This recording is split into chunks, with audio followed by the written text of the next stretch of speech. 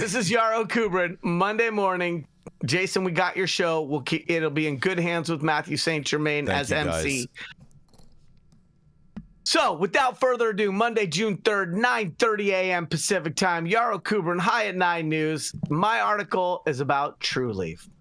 Trulieve opens its 200th dispensary as world's largest cannabis retailer. The Brooksville, Florida retail facility, which will have a grand opening celebration June 4th, is also the company's 138th store in the Sunshine State. Trulieve Cannabis Company, a leading and top-performing cannabis company in the U.S., announced the opening of a new medical cannabis dispensary in Brooksville, Florida, marking the company's 200th dispensary in the United States. A grand opening celebration will be held at 9 a.m. on June 14th.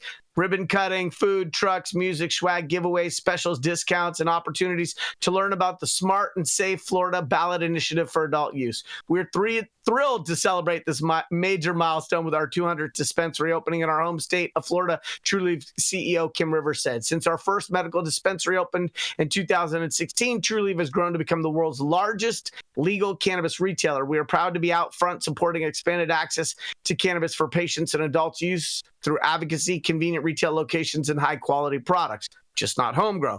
The new dispensary located on South Broad Street will be open 9 to 8:30 Monday through Saturday and 11 to 8 on Sundays. There's walk-in, there's a pickup.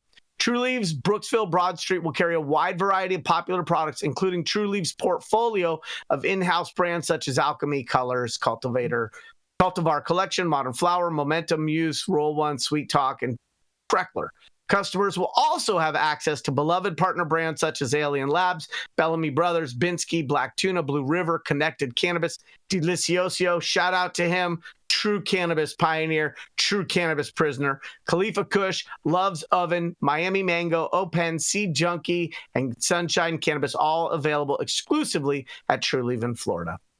So, Trulieve across Florida offers home delivery, convenient online ordering, and in-store pickup. Veterans receive 20% off, and first-time guests are eligible for 60% new customer discount.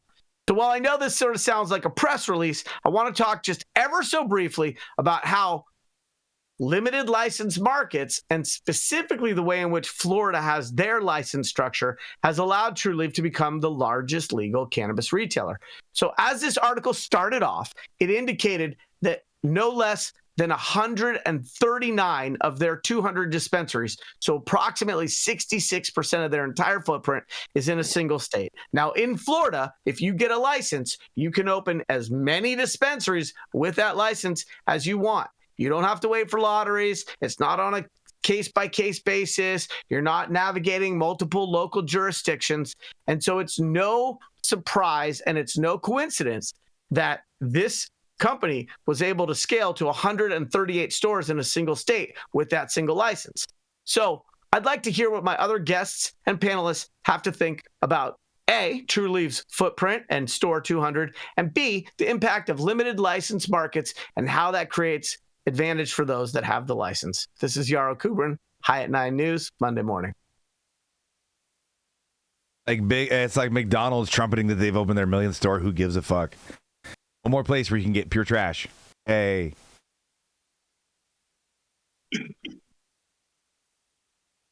Well, I guess we have a lot of the same thing going on here in Missouri where it's limited license, but they can only, it's per dispensary gets one license. But what they're finding is those people that have the money are finding a way to get a higher percentages of those licenses under different corporations. So they might not have had that initial license beginning, but they're finding a way to, purchase those. So it's a different way where it's not unlimited that with one license you can open as many as you want. It's completely different where it's 1-to-1 ratio here, and you're seeing kind of a fight. That's crazy. You obviously just see who has the most money can obviously open the most stores there, right? I mean. Well, look. Kim's dad was a cop. Her mom was a teacher. She went to college in Tallahassee, went to law school in Tallahassee. She's a Florida girl. She didn't grow up with means, but she worked in M&A as a lawyer for many years and learned a lot of the things that got people in trouble and that made people successful. When she started that company at her kitchen table 8 years ago, they didn't have shit. They had a license that nobody wanted.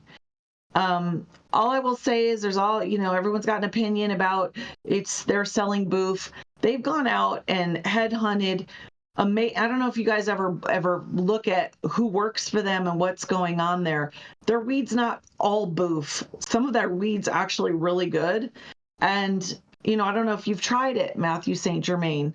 It's easy to hate on the big players. But the one thing I will say is knowing her, that she's doing a lot of things right. And having run a public company, I can tell you how hard that shit is. She answers to a board of directors that's very astute, and they're pushing her forward. She's actively gone out and picked people that are not yes men to work on her board and to make sure that they've got expertise. I think she's doing a lot of things right. And, is everything perfect? No, but I applaud what she's done for our industry, because I think in a lot of ways, Trulieve's moved the needle for us in a big way, the whole industry. So I'm not a hater at all. Right. So talking to the level of, I appreciate that, Jamie, but I'd say talking to the level of quality in cannabis game doesn't make somebody a hater. It makes someone a realist. No, but an Emerald Cup flower judge. No. Please, I gave you your moment. I'm an Emerald Cup flower judge, and the reason I'm an Emerald Cup flower judge is Tim Blake smelled my weed from 30 feet away when I was smoking it at a Flocana event while I was teaching them doom and gloom as well.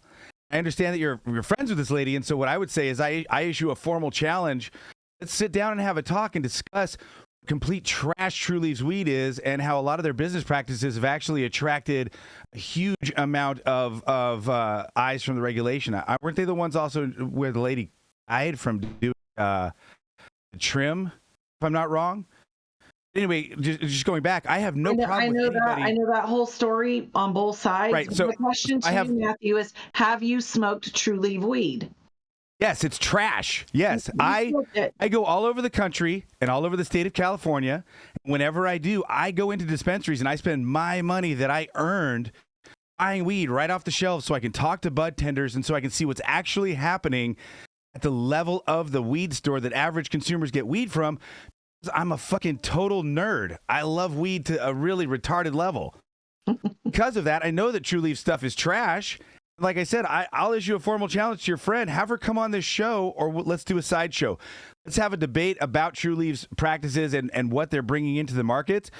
Throw a bunch of weed in front of me, and if you can show me good weed, I'll tell you it's great. And I'll give you a quick digression. I have a little weed review show I do from time to time, and we bought Stizzy weed, and we bought it literally to trash the shit out of it because they're a big player. We thought it was going to be trash because we heard that was the word on the street, and we smoked it. It smelled amazing. It looked amazing. It tasted amazing. It got us high in the best way. And I formally apologized on my show. Said, hey, Stizzy, I didn't even get to shit talking your stuff. It was perfect. So there you go. If you can come in this space, present amazing experiences for people, I support you.